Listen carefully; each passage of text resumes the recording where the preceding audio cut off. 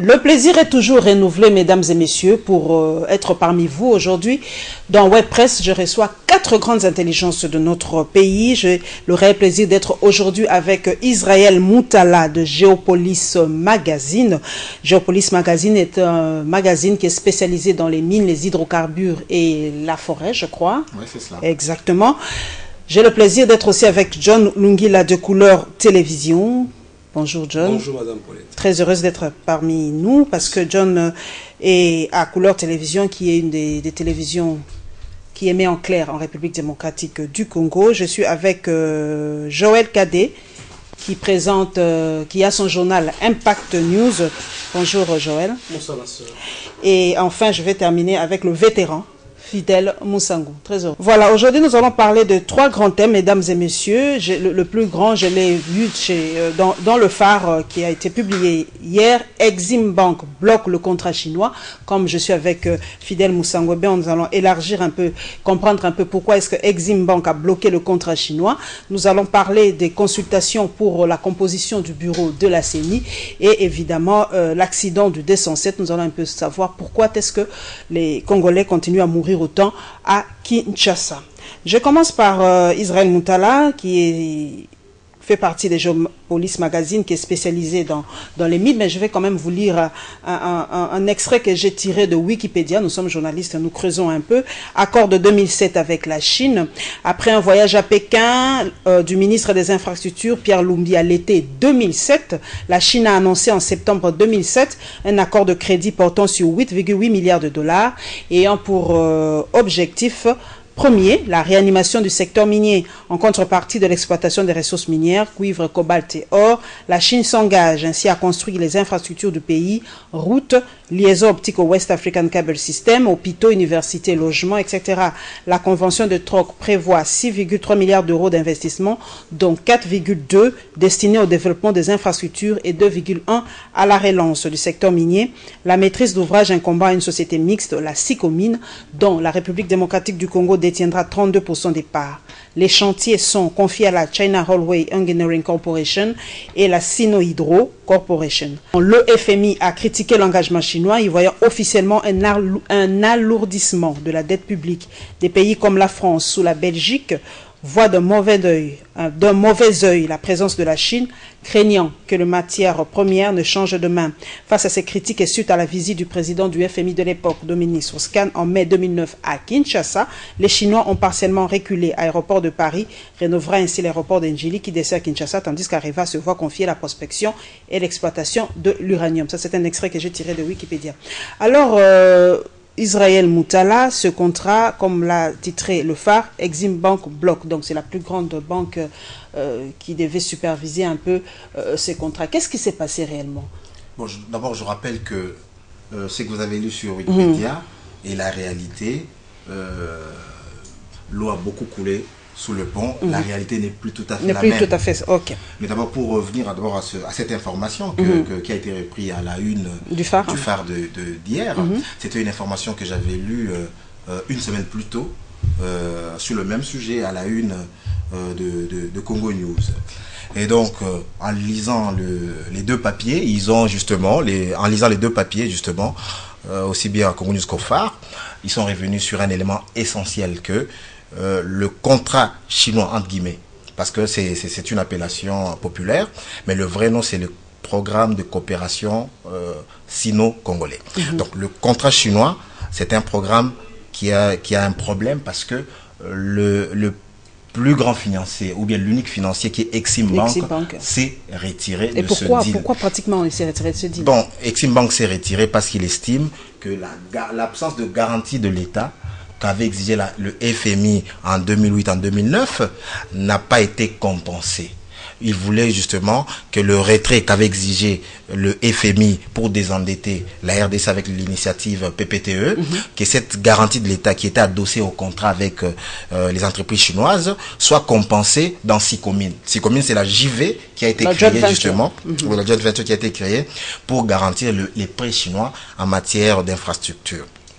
Et donc, quand le FMI a exigé que l'État retire sa garantie, Exim Bank a trouvé qu'il a pris un risque inconsidéré et que ce risque-là devait être compensé par les 32% que revient à l'État, à la partie congolaise via la GECAMINE, dans la joint venture dans la SICOMINE. Dans la SICOMINE, il faut savoir que les Chinois ont 68% et les 32% vont aux Congolais. Mais c'était déjà coulé comme ça avant que l'État ne retire sa garantie.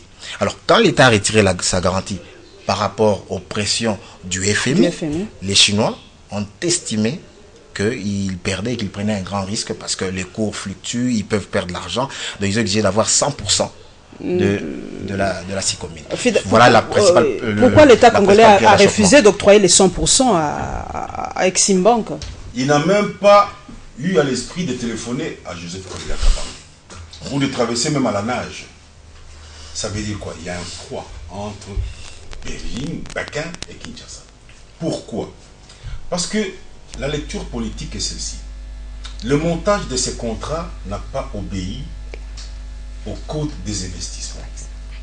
Vous savez, quand vous voyez le conflit qu'il y a avec la GECAMINE comme étant la société d'État pour couvrir les dividendes de l'État, il y a toujours une magouille. Récemment, avec le départ du Fonds monétaire international, la perte du PEG 3, c'est ça. Ça veut dire au Congo, il y a des individus dotés de pouvoirs exorbitants qui se permettent d'engager l'État congolais. La lecture qui est faite dans les milieux politiques occidentaux est celle-ci. Il s'agit d'une escroquerie de grand niveau. Ça veut dire on allait vivre ce qui s'est passé avec l'AMIBA. On signe ces contrats, on fixe le prix. On dit, GECAMINE, si le cuivre est à 8000 tonnes, 8000 $ tonne, vous vendez ça à 6 000 à notre client qui s'appelle société chinoise. Et nous, là, nous vendons à 8 000. Donc, des individus vont se taper les 2 000 $ de différence. Voilà ce que tu as avec Emaxon. Emaxon, l'AMIBA est tombé, pourtant vous avez 600 millions de dollars l'an de possibilités de recettes annuelles. Mais on a imposé à l'AMIBA quelque société venue de ne sais où pour vendre son diamant à un prix. Au monde, l'AMIBA, vous vendez à 12 et ils vendent à 25. À la fin, l'AMIBA n'a plus assez de moyens pour supporter les charges sociales. L'AMIBA est tombée. Ça, c'est la réalité que nous avons vécue. Alors, les Occidentaux ont découvert, voilà. C'est pourquoi on a dit, désormais, tout contrat doit être publié. Ceux qui détiennent les rênes du pouvoir refusent de publier ça. Parce que ces contrats sont léonins. Alors, les Chinois, quand ils ont découvert ça, ils ont demandé 100%. Ils savaient que le Congo allait refuser. Parce que le Congo, donc les appareils du régime doivent se retrouver. C'est ça le fond du problème. Et puis, moi je me rappelle, moi un jour, l'ambassadeur de Corée du Sud est venu à mon journal à 21h avec voiture automatique pour nous demander si nous avons l'ambassadeur de la Corée du Sud, une copie de ces contrats. Parce que la veille, on avait publié un papier pour dire que nous avons les contours. Toute la veille. Le surlendemain, c'est le chargé d'affaires de l'ambassade de Chine qui est venu nous demander ça. Donc nous avons été l'objet de sollicitations. Nous avons dit non, nous avons exploité ça quelque part. Ils étaient convaincus que le phare avait ces contrats. Donc personne ne les a jamais vus. Ça fait dire donc quelque part, nous venons d'échapper à une escroquerie qui est contre notre pays. Parce que c'est comme disait la femme de la SNEL, on allait vivre une banque Lambert. Vous devez 6 milliards, au bout de 15 ans, vous devez 100 milliards. Joël Cadet, pourquoi est-ce que le FMI et la Banque mondiale étaient vraiment contre ce contrat chinois pratiquement, ces institutions de Bretton Woods? Bon, parce qu'au départ, il faut le relever. Il y avait une sorte d'opacité, une sorte de manque de traçabilité, manque de transparence dans la négociation de ce contrat. Et on a eu l'information sur ce contrat.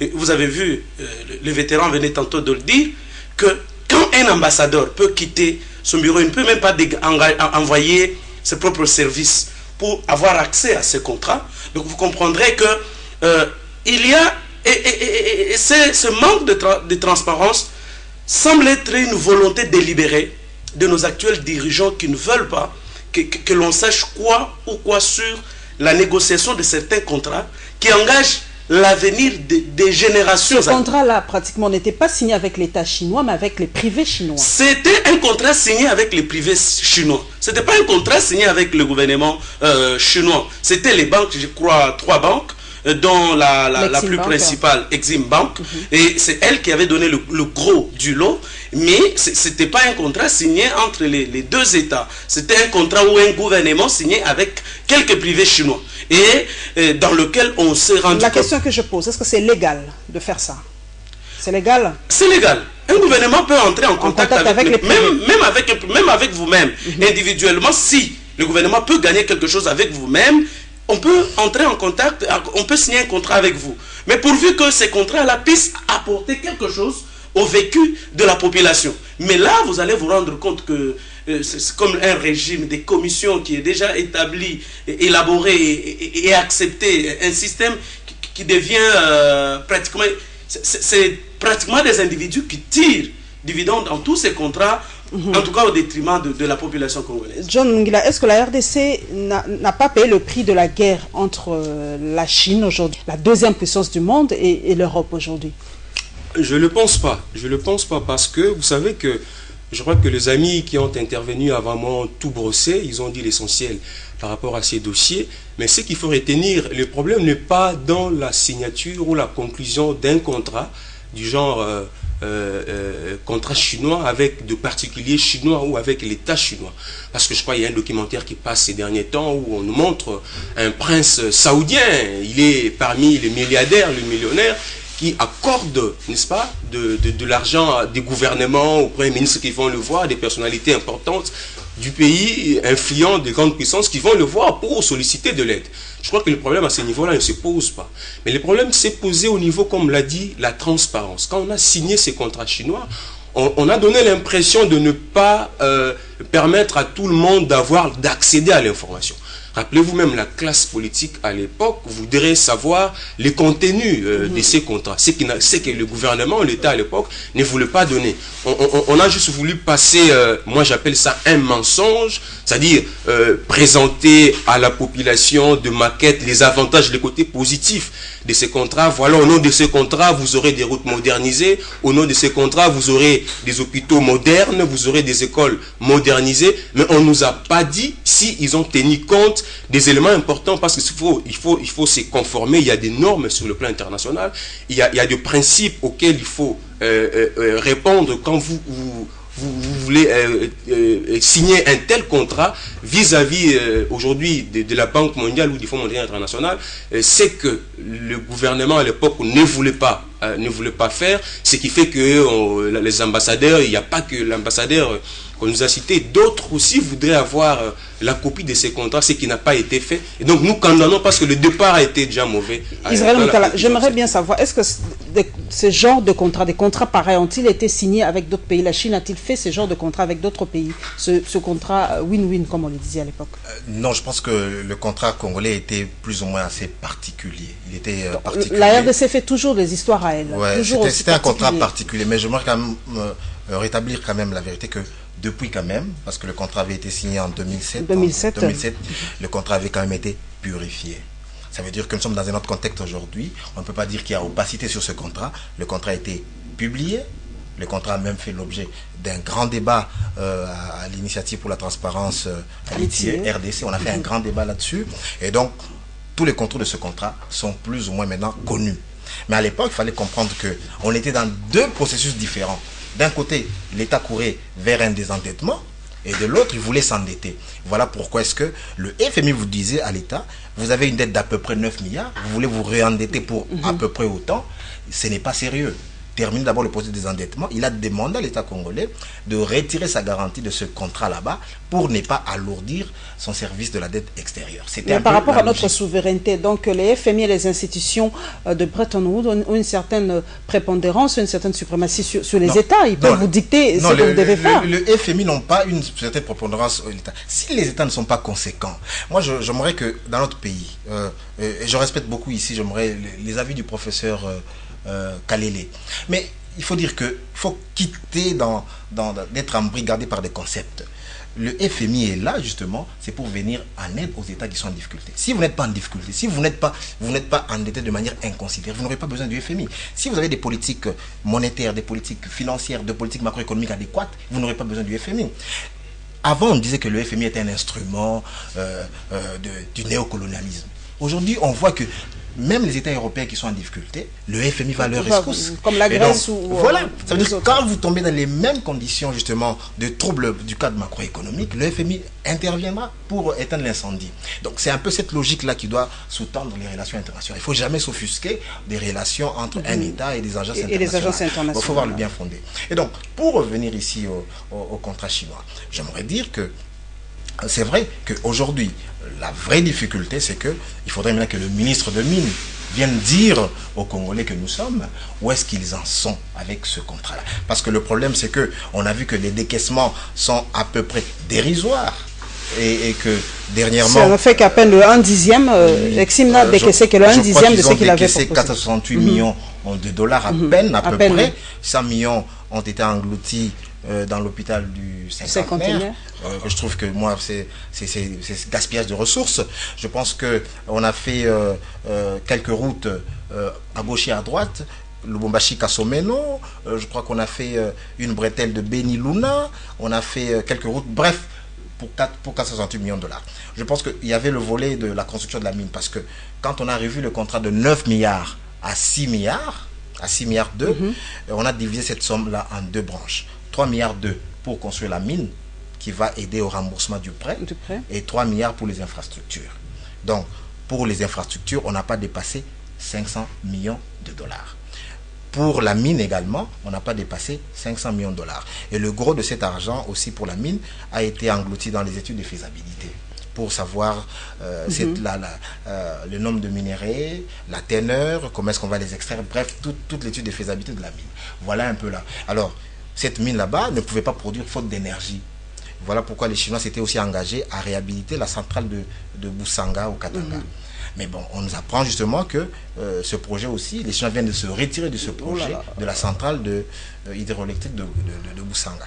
Donc, il faudrait que le gouvernement maintenant vienne, nous dise où est-ce qu'on en est, pourquoi il n'y a pas de décaissement. Fidèle Moussango, ce contrat n'est plus win-win, pratiquement, c'est le Congo qui perd. Qu'est-ce qui se passe? Qu'est-ce qui va se passer comme l'Exim Bank s'est retiré de ce contrat? Ce n'est pas le Congo, c'est la nation congolaise qui perd. C'est nous qui perdons par la faute de nos gouvernants. Regardez, Tenke Fonds Robert a investi pour 2 milliards de dollars. Mais allez voir à Tenke. J'ai publié ce matin les résultats du troisième trimestre. Ça, c'est visible. Et vous allez à Tenke, vous voyez du travail. Les Congolais ont été embauchés. On n'importe plus la farine de maïs parce qu'on produit sur place. Et bientôt, il y a du travail. Ils ont réhabilité la centrale de Nzilo, là. Il y a du courant. Ouais, un investissement avec un privé, sans faire beaucoup de bruit. Mais il faut voir la montagne d'enquiquinement, la montagne d'emmerdement par des officiels. Raïs a dit ceci, Raïs a dit ceci. Alors on emmerde les gens avec des taxes inventées de toutes pièces. Voilà le dirigeant congolais. Parce qu'il y a l'impunité. Si on pouvait par exemple dire, bon, le contrat chinois est bénéfique, on n'avait qu'à ne pas faire beaucoup de bruit. On s'est dit, messieurs du Fonds monétaire, faites-nous confiance. Si dans les 2-3 années, le Fonds monétaire voit que nous commençons à rembourser les 9 milliards, et on dit, ça vient des Chinois, qui va encore lever les petits doigts? Même politiquement, on nous regardez le Congo-Brazzaville. Ça souhaite. Pourquoi c'est pas ce même genre de contrat? Non, ils travaillent aussi avec les Chinois. L'Angola travaille avec les Chinois. Mais regardez, il y a du concret. Il n'y a pas de surfacturation. Madame, vous voulez nous dire que la réflexion de cet hôpital que nous connaissons tous, peut-être tu es né, tu as trouvé ça, n'est-ce pas? Moi j'ai vécu ça. 100 millions de dollars ici. Ça c'est se moquer de la mémoire des 6 millions de morts. Les 100 millions de dollars, on pouvait les faire chaque province à 10 millions. Vous savez combien d'hôpitaux en province on allait réfectionner, même acheter du matériel médical de pointe pour que les Congolais ne soient pas toujours en ligne sous les interparis pour aller chercher un visa au niveau de l'ambassade d'Inde. Et pourtant, on peut soigner nos gens ici. Vous voyez le problème? C'est fait que les 10 millions par province, regardez Kikuit par exemple, l'hôpital de Kikuit, avec 10 millions chaque province. Alors on se dit, cette histoire ici, on peut demander à une œuvre de charité comme Aga Khan, ou comme Rockefeller, ou comme le type de Microsoft, il peut donner 100 millions, 15 millions. Mais on a surfacturé. Les routes, même chose. Écoutez, maintenant le chemin de fer n'existe plus entre Kinshasa et Matadi. Par conséquent, il y a une pression terrible sur la Nationale 1. Si on ne fait pas attention, on va perdre cette route. Parce que quelqu'un ne veut pas payer des locomotives. Parce que l'actuel DG qui est là, il faut le dénoncer ouvertement. a fait perdre à l'Onatra 10 millions de dollars en 7 mois de gestion. Et il n'est pas sanctionné. Vous voyez le problème? Avec les 10 millions, il pouvait acheter autant de locomotives, on aurait refait le chemin de fer, il remet des pressions. Et même, madame, vous et moi, on pouvait voyager en chemin de fer. Réflexion, le chemin de fer du Katanga, ça coûterait combien? C'est ça le problème du Congo. Alors, on ne vous prend pas au sérieux. C'est la faute de nos dirigeants, du fait qu'il n'y a pas de... Je donne l'exemple de l'Onatra. Le rapport des enquêtes judiciaires indique que monsieur a fait perdre à l'Onatra 10 millions de dollars en 7 mois de gestion. Ok. Et quand ça sera... C'est pour vous dire ceci, Tenkefongo est un exemple des investissements sérieux, lourds, et on voit sur le terrain. Les résultats. Mais là, les Chinois, 100 millions...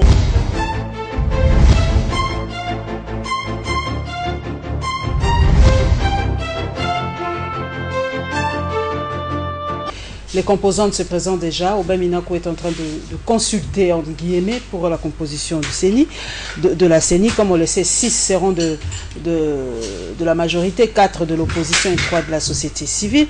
Mais une question qui se ressort, la société civile n'est pas une composante de l'Assemblée nationale. Alors comment ça va se passer? Les gens se demandent si on retomberait encore dans les mêmes problèmes, les mêmes tares de l'ancienne CENI. Bon, je crois, Paulette, il y a une chose qu'il faut retenir à ce sujet-là. Dans notre pays, il y a une volonté cachée, même dans le montage, n'est-ce pas, de membres de la composition de cette nouvelle CNI. Déjà, vous sentiez au départ une volonté de la tricherie qui s'est dessinée déjà. Parce que quand on organise les élections en France, on organise, je crois, un ami l'a dit quelque part, on organisait les élections en France, aux États-Unis. Est-ce que vous sentez, on vous parle de la CNI? L'organisation des élections, c'est une affaire des experts.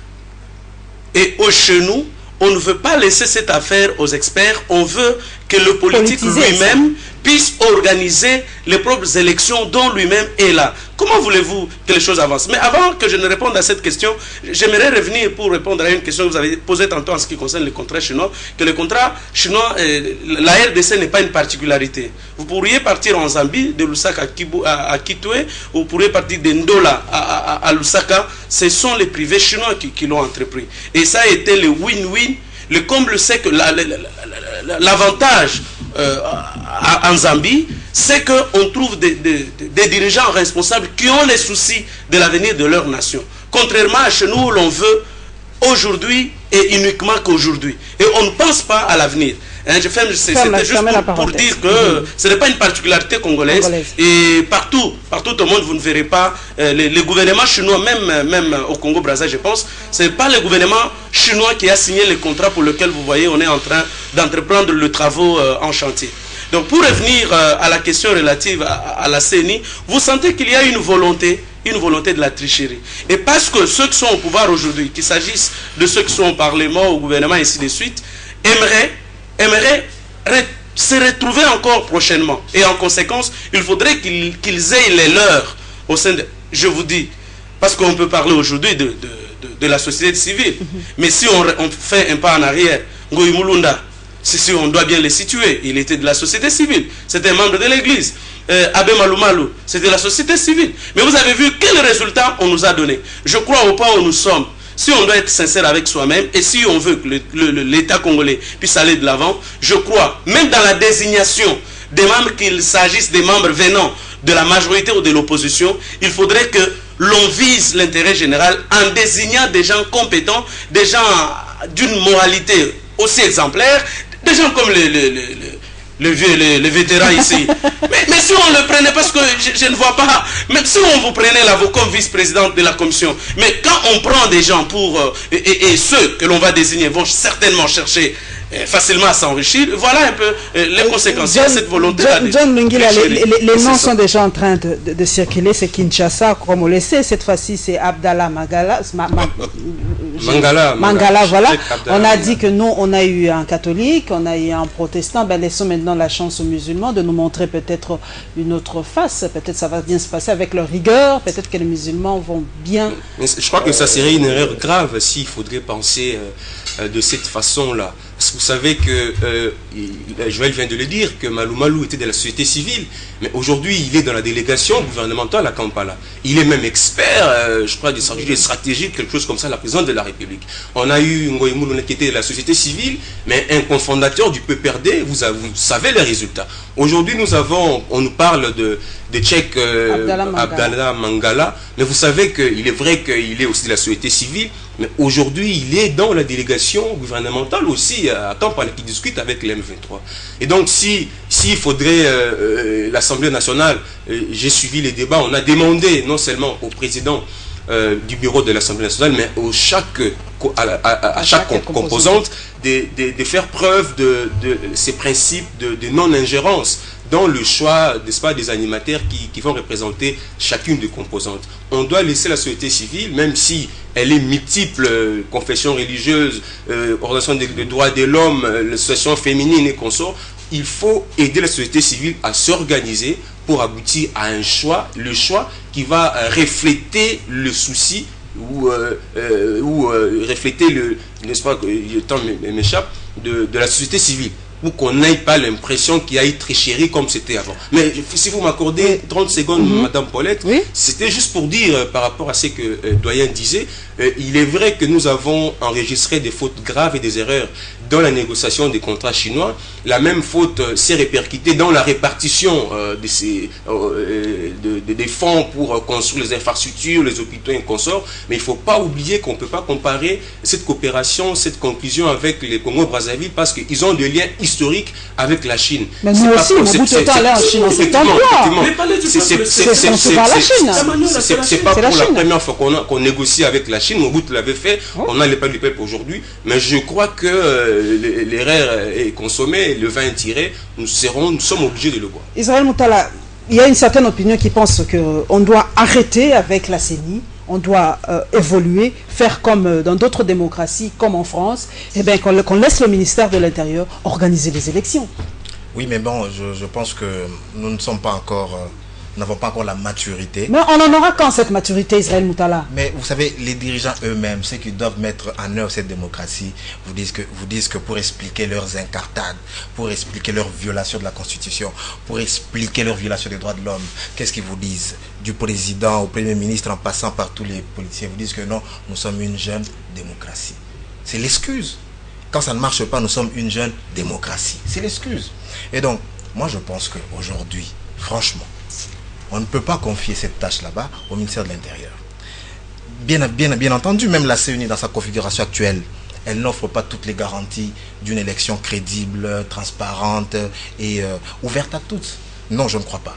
Donc nous sommes là, une société qui ne partage pas les valeurs démocratiques, ses dirigeants, même la société civile dans elle-même, elle n'est pas démocratique du tout. Nos partis politiques dans leur ensemble ne sont pas démocratiques du tout. Mais bon, comment voulez-vous que nous allions aboutir à des structures démocratiques? Parce que les membres qui vont justement composer ces structures viennent des organisations non démocratiques. Et donc, je suis plus ou moins pessimiste sur la composition de la CENI et le travail qu'il va fournir. J'espère peut-être qu'avec le jeu de contre-pouvoir, ça veut dire que les gens de tendance de l'opposition vont plutôt faire contrepoids aux délégués du pouvoir et ainsi de suite. On va essayer de trouver un équilibre pour faire des bonnes élections. Mais je pense que pour avoir des bonnes élections, des élections plus ou moins apaisées, le vrai enjeu, c'est les présidentielles. Si Kabila aujourd'hui dit de manière claire qu'il ne va pas toucher à la Constitution, il ne va pas se représenter, là, je pense que la tension politique va baisser et le jeu sera plus ou moins ouvert parce que Kabila ne va plus s'accrocher au pouvoir. Nous allons mais si Kabila se représente, tous les enjeux, tous les jeux seront faussés. Tous les jeux seront faussés. Nous allons prendre le tout dernier thème.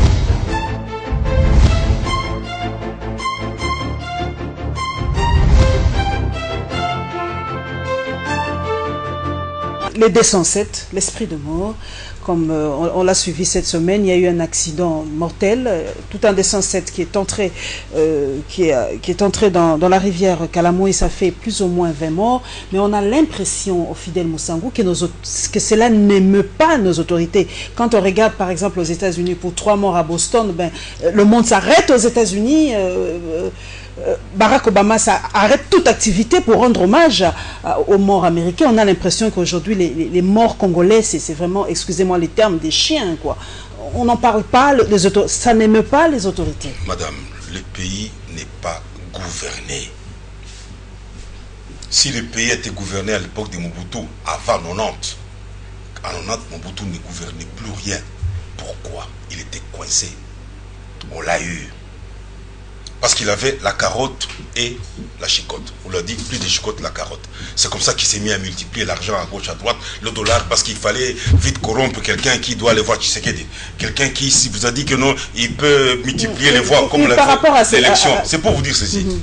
Comme le pays n'est pas gouverné, gouverner c'est prévoir. Dans ce pays, nous avons eu des bus depuis l'époque coloniale. Des moyens de transport en commun. Il y avait le train urbain dans cette ville.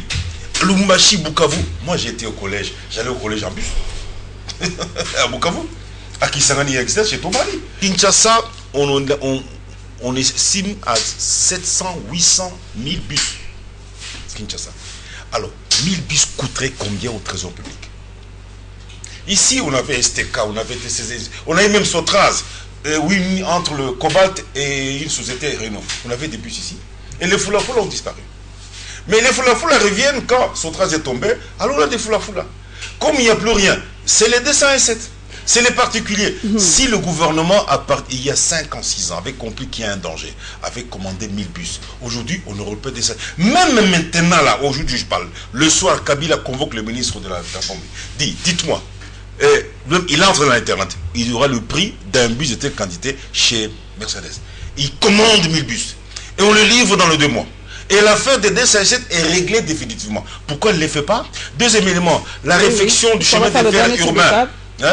Mais coûterait combien à la République? C'est pour vous dire qu'il y a, le pays n'est pas gouverné. Et pire encore, les gouvernants s'en fichent de mort. Joël Cadet, la faute revient à qui? Au conducteur de 207 ou au 207 elle-même?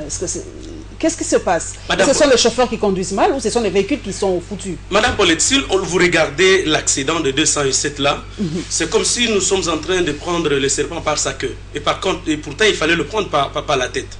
Les 207 est entré dans la rivière Kalamous à cause de la pluie et le route était totalement inondée. On ne peut pas interdire, on peut pas... Oui, non, on ne peut pas interdire, mais le route était totalement inondé. On peut dire que non, partout ailleurs, il y a des inondations. Je connais le maire de Buenos Aires, venait de démissionner de son poste la semaine antérieure, justement parce qu'il y a eu inondation et que les gens ne sont pas morts. Il y a eu juste sur la route inondation. Chez nous, personne n'est responsable de tous les dégâts qui arrivent à la ville.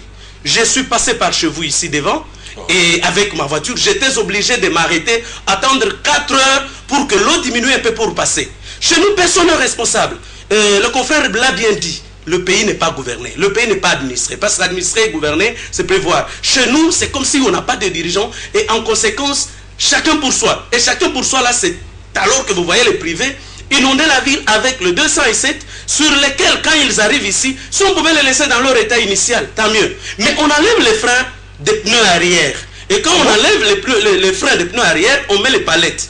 Et ce qui fait que vous les voyez, en leur grande vitesse là, il faut qu'ils prennent les freins bien avant. Et s'ils n'en ont pas pris avant, et les volants de Mercedes, partout ailleurs, le volant de Mercedes, c'est le volant le plus souple possible. C'est hydraulique comme on dit. Oui, et quand on fait un petit geste, c'est fini, vous êtes dedans, vous êtes tombé. Mais il y a une irresponsabilité totale dans notre pays, et quelle insensibilité, quelle monstruosité. Et c'est là où je me dis à un moment donné, est-ce qu'on est dirigé par des monstres ou quoi? Pas même un message de condoléances. Ni du Premier ministre, ni du ministre des Transports et Voies de Communication, ni du maire de la ville, je ne voudrais pas parler du président de la République, ni du gouverneur de la ville, ni même du bourgmestre de la commune de Kalam. Donc ces gens-là, non, les chiens ça va encore, parce que les chiens, on en mange quelque part et ça peut faire un peu mal. Mais c'est comme des cancrés là qui sont morts. Et vous sentez qu'on a peut-être des monstres qui dirigent parce que sans leur dire rien, c'est comme s'il n'y a aucune relation. Les gens qui sont morts. Je vous accorderai après, Fidèle. John Lungila, que doit-on faire par rapport... On a bien vu l'endroit, il y a aussi un autre fait qu'on a relevé. Il n'y avait pas de garde-fou à cet endroit-là. Mais je crois que si nous allons tous on va se rendre compte que cette partie a subi le travaux de modernisation. Je crois quand on cite aujourd'hui la révolution de la modernité, on cite même au niveau Sendwe. Mais je crois que dans le domaine, le secteur des transports, l'État congolais est encore en route. Nous ne savons pas le jour où il va arriver. Il est dommage parce qu'ils ont déjà pris des précautions. Avant, on demande à ces bus de ne plus circuler à Kinshasa. Et par après, on ouvre la brèche. On annonce l'achat de l'arrivée de 250 bus. Moi, à chaque fois qu'il pleut, poser la question à ceux qui travaillent généralement sur les boulevards du 30 juin. Quand il pleut, 17h, 18h, on voit des défilés de bus qui se promènent pour faire voir aux Congolais que voilà, les bus sont arrivés. Mais on se demande à quand ces bus seront opérationnels. Il est vrai qu'aujourd'hui, quand il pleut à Kinshasa, nos routes, il est difficile de circuler. Mais je crois que quand on a mis en place un gouvernement, des gens qui sont au service de la nation pour gérer l'État, doivent prendre des mesures préventives. Il pleut aujourd'hui, il y a des dégâts, le lendemain encore, il faut prendre des mesures pour éviter que le lendemain, quand il va pleuvoir, qu'on puisse encore enregistrer des dégâts. Mais c'est ce qui dit les doyens et le confrère Joël, je suis tout à fait d'accord. Dans ce secteur, je le répète, l'État congolais est totalement Est-ce que absent. le ministre des Transports, Israël Moutala, n'a rien dit par rapport à ces accidents-là? Bon, en tout cas... je ne sais pas, je ne peux pas m'avancer sur ce terrain-là, mais je ne l'ai pas entendu. Okay. S'il a parlé, c'est qu'il a une voix inaudible et c'est grave. Donc, moi je pense aussi, il s'agit de définir une politique de transport. Moi je pense que la politique qui a été définie par le gouvernement n'est pas adéquate. Je respecte le volet où ils ont accepté d'accueillir une usine de montage de bus. Je pense que c'est le volet le plus intéressant. Ils ont dépensé de l'argent pour acquérir de bus. Ils vont faire une année pour tracer des stations comment dirais-je, des stations de bus. Enfin, je ne comprends pas cette politique-là qui va faire, vous commandez des bus, au lieu de les mettre à la disposition de la population, vous dites non, il faudrait qu'on nous prévoie des stations, bref, c'est compliqué. Moi, je pense aussi que le gouvernement ne pouvait pas dépenser de l'argent comme il le dépense aujourd'hui. Un gouvernement d'abord comme le nôtre n'a pas assez de moyens et les dépenser pour acheter des bus, ce n'est pas la bonne politique. La bonne politique, c'est quoi? C'est favoriser à ce que des sociétés privées viennent s'installer, vous donnez des normes, vous faites des exonérations fiscales, comme ça les gens importent des bus bien là, et comme ça ils montent des sociétés. Parce que l'État dans notre pays a montré plusieurs fois qu'il n'est pas un bon gestionnaire. Et donc, moi j'ai vu même dans notre pays, il n'y a pas que l'État est là, il subventionne les transports publics. En Afrique du Sud ou ailleurs, vous allez trouver qu'il y a des privés qui occupent le secteur du transport public. Mais ça ne cause pas les morts comme ici. Il y a eu des fanfares, il y a encore le cirque qu'on nous a habitués à l'hôtel de ville. Oh non, maintenant tous les véhicules vont passer au contrôle technique. Est-ce qu'on a fait le bilan de ces mesures? Vous voyez tout le long de nos avenues, des carcasses de 207. Encore le cirque de l'hôtel de ville, il y aura plus, ils iront à la fourrière. Du cirque. Donc, quand on parle d'inondation dans la ville, c'est toute une politique qui doit être menée sur la collecte de immondices. La population a une part de responsabilité, mais bon, elle n'est pas encadrée, que voulez-vous? Elle prend ces immondices, elle les jette dans les cours d'eau. Et ce qui fait que même une petite pluie, vous avez des inondations, même en plein centre-ville. Donc, les caniveaux sont bouchés et tout ça. Donc, il y a toute une politique intégrée qui doit être conçue pour qu'on nous évite de tels drames. Mais je pense que l'état mental de nos chauffeurs, chacun sait que ici chez nous, les chauffeurs de 207 prennent de la bière et abusivement. Ils prennent du chanvre abusivement. Mais bon, il faudrait trouver une solution là-dessus. Comment on fait justement pour des textes, les alcool tests, pour que ces gens là-bas ne prennent pas ni du chanvre ni de l'alcool. Parce qu'ils sont dans un état second qui fait qu'ils apprécient mal le risque. Ils prennent des risques inconsidérés, ils mettent la vie de Congolais en danger. Mais c'est un problème c'est un problème général. En quelques poussées de minutes, Fidèle Moussango, pour conclure. Madame, vous êtes une mère de famille.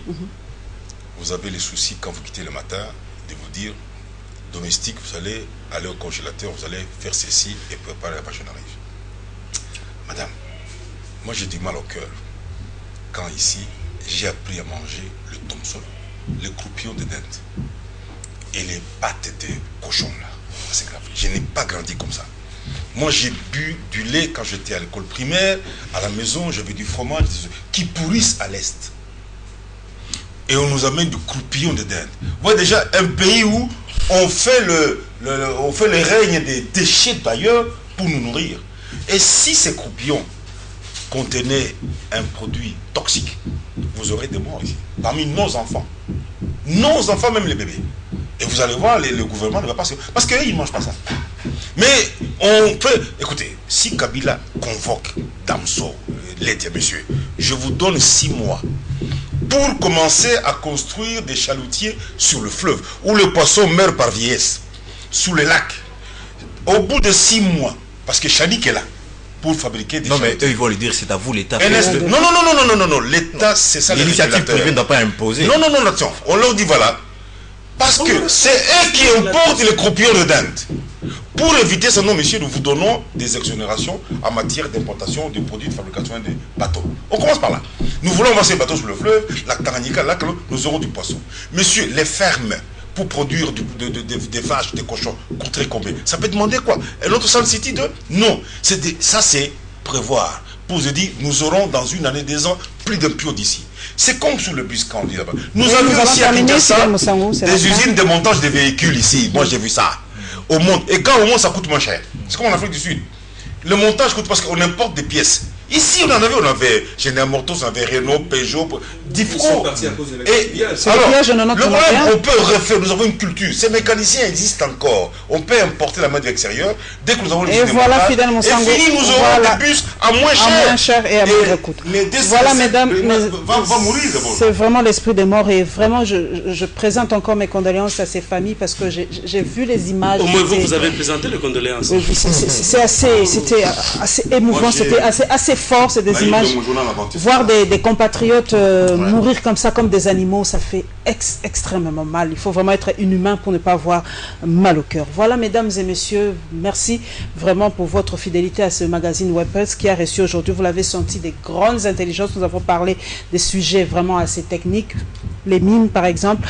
Espérons que ce contrat chinois va nous rapporter quelque chose. Comme nous aimons notre pays, nous pouvons espérer le mieux pour lui. Merci Israël Moutala de Géopolis Magazine d'avoir accepté notre invitation. Merci à toi John Lungila de Couleur Télévision et bonne chance dans ton travail. Merci à toi Joël Cadet d'Impact News. Merci madame. J'espère que vous n'êtes pas un éditeur qui enquiquine les autorités. Non, on le sait, tout le monde le sait. Nous essayons de le distinguer. Merci à Fidel Moussango du Phare qui nous offre toujours des titres percutants comme aujourd'hui. Comme hier, il nous a titré Bloque le contrat chinois. Voilà, Exit bloque le contrat chinois. Et bien, je l'ai pris dans le Phare. Donc, pour vous dire qu'on a des grandes intelligences et des grands fouineurs dans notre pays. Merci à toi, Alain Bolikango, pour la prise de vue. Alain Bolikango, merci. Si vous ne le savez pas, c'est le petit-fils de Bolikango qui était à l'Assemblée, à la table ronde de Bruxelles. Hein. Donc, on a des héritiers. Quand on dit Alain Bolikango, c'est le petit-fils de Bolikango qui était à la table ronde de 1960. Et bien sûr, Jacques Mpiana qui est à la régie. Nous nous retrouverons, mesdames et messieurs, le week-end prochain avec d'autres têtes pour parler encore une fois de notre pays à travers l'actualité. Au revoir.